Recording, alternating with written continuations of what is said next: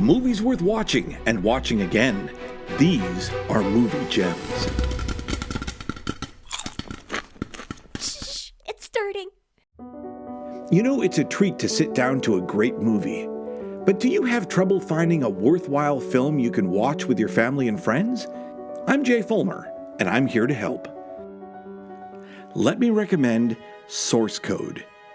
The problem with recommending a movie like Source Code is how to entice you to see it without giving too much away. So what if I told you that Source Code is a terrifically exciting and hugely enjoyable sci-fi thriller that is pure entertainment, and that it's about conspiracies, altered minds, and altered states, far-fetched in the most elegant and Hitchcockian way? Would that be enough? If so, great. You're going to have a wonderful ride.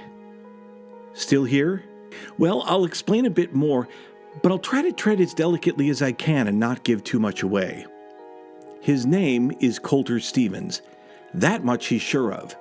And that's why it's strange when he finds himself on a Chicago commuter train talking to a woman he's never met named Christina, and she keeps calling him Sean. Did I do something? Look, I can see that you think you know me, but I don't know who you are. My name is Captain Colter Stevens. I fly helicopters for the U.S. Army in Afghanistan. Sean, that's... Sean? Things become even stranger when he sees a face in the mirror that doesn't belong to him. How can this be? We find ourselves just as confused as Colter. Christina is troubled by her friend's behavior as Colter insists that he isn't who she believes him to be.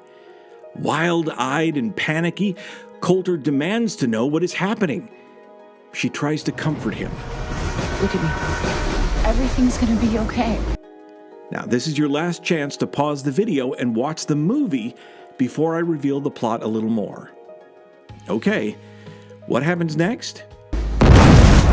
The train explodes and everyone dies. But Colter Stevens wakes up someplace else. He's wearing a military uniform and strapped to a seat in a dark capsule as a woman's voice murmurs something about beleaguered castle. Colter is so confused, and the woman in the monitor, Goodwin, won't answer his questions. Who are you? You already have that information, Captain. I do? What is beleaguered castle? Who bombed the train, Captain? What? Who bombed the train? A woman kept calling me Sean. That is incidental. Think, Captain, remember back. You will have 8 minutes, same as last time. Find the bomb, and you will find the bomber. And he's back on the train, reliving the same 8 minutes before it blows up again. This will continue until he finds the bomber. But who are Beleaguered Castle, and what is the source code that keeps sending him back? Each metaphysical go-around discloses more clues. Each makes Colter fall for Christina a little more, and each makes the thought of losing her seem unbearable. Unlike many other action movies, our hero confronts big questions. Are we alone? Are we free? Can the actions of one person make a difference in the vast mechanisms of the world? The importance of these questions becomes clear as the outlines of Colter's true circumstances are revealed. The actors are nicely matched, and the director creates a sense of intimacy that draws you to the characters, finding the human story amidst the action, so that the tension comes from your feelings for them and not purely from plot twists. This is important because, between you and me, the science of this fiction is a bit absurd, and it's best not to think about too much. But the questions the movie deals with are quite fun to explore. It's a story that would be more or less at home in the Twilight Zone than in traditional sci-fi. Source Code is an ingenious thriller that depends on more than just fate. It is more or less equal parts thinking man's picture and general crowd pleaser. There's enough action to satisfy those who wish to enjoy Source Code as a leave your brain at the door sort of experience, and there's plenty of layers and subtleties that are both peripheral and central to the plot to satisfy more demanding audiences. You'll love watching it the first time, but also the second and the third.